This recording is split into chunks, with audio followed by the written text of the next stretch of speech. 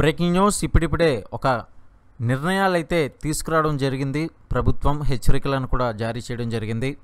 చాలా సందర్భాల్లో మనం చూస్తూ ఉంటాం, అది సినిమాల్లోనే జరుగుతుంది అనుకుంటాం, కానీ నిజ జీవితంలో కూడా ఇటువంటి సంఘటనలు అయితే చోటు చేసుకున్నాయి. ప్రస్తుతానికి భారతదేశంలో శాంతి ఉన్నప్పటికీ కూడా పాకిస్తాన్లకు అది ఏమాత్రం కూడా ఉండకూడదని చెడు ఉద్దేశంతో ఇప్పటికే ఈ యొక్క యుద్ధాలు అయితే జరుగుతున్నాయి.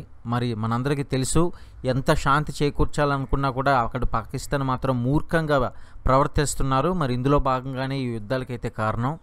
అయితే ఇప్పుడు భౌతికంగానే కాదు, నిజంగా చెప్పాలి అంటే ఈ మధ్యకాలంలో టెక్నాలజీ అనేది విపరీతంగా పెరుగుతూ పోతుంది. టిక్టాక్, ఇన్స్టాగ్రామ్, ఫేస్బుక్, వాట్సాప్, ఇంతేకాదు సెల్ ఫోన్ వాడుతున్న ప్రతి ఒక్కరు కూడా టెక్నాలజీని ఉపయోగిస్తున్నారు. వాళ్ళకి తెలియకుండానే కొన్ని హ్యాక్ చేసే పర్సనల్ డాక్యుమెంట్లని, డేటాని లింక్ ద్వారా క్రియేట్ చేస్తూ మన వైపుకి పంపిస్తున్నారని అయితే సమాచారం అందింది. ఇప్పుడిప్పుడే ఈ యొక్క బ్రేకింగ్ అప్డేట్ అనమాట. ప్రతి ఒక్కరికి కూడా షేర్ చేయండి.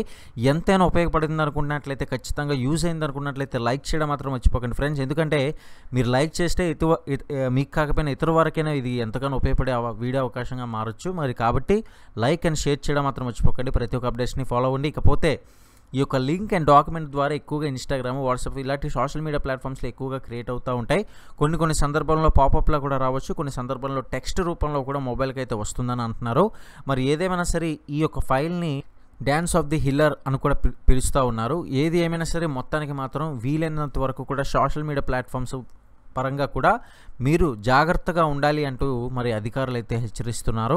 మరి భౌతికంగానే కాదు, ఇలా టెక్నాలజీ పరంగా కూడా దెబ్బతీయాలనే ఉద్దేశంతో వారి యొక్క పర్సనల్ డేటా కానివ్వండి, వారికి సంబంధించిన ఆర్థిక ఆస్తి కానివ్వండి, ఆర్థికంగా కూడా వాళ్ళు హ్యాక్ చేసే విధానంగా ఈ యొక్క టెక్నాలజీని ఉపయోగించుకుంటున్నారంటూ మనకి ఒక అప్డేట్ అనేది రావడం జరిగింది.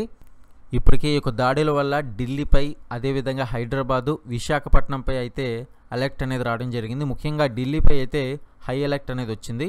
ఈ క్రమంలోనే ఢిల్లీ పరిధిలో పనిచేసే ప్రభుత్వ ఉద్యోగుల సెలవులను కూడా సర్కార్ అయితే రద్దు చేసింది. మీరు ఇక్కడ చూడొచ్చు, ఉద్యోగులకు సంబంధించిన కూడా వివరాలు అయితే రావడం జరిగింది. ఇక్కడే ఢిల్లీ హై అలర్ట్ అంటూ కీలకమైన అప్డేట్స్ అనేది రావడం జరిగింది. ఏదేమైనా సరే ప్రతి ఒక్కరు కూడా సంరక్షణగా ఉండాలని, ప్రతి ఒక్కరు కూడా జాగ్రత్త వహించాలని, ఏమాత్రం కూడా ఆందోళన చెందొద్దని, ధైర్యంగా ఉండాలి అంటూ ఒక ఇండియన్ సిటిజన్గా ప్రతి ఒక్కరు కూడా ముందుకు నడవాలంటూ, ఎక్కడా కూడా లోబడకుండా అణువు కూడా మనం ధైర్యం పెంచుకునే స్థితిలో పాటు మనం వీలైనంత వరకు కూడా కాస్త ఫోకస్ కలిగి ఉండాలని వీలైనంత వరకు ఈ యొక్క అలర్ట్ అనేది రావడం జరిగింది.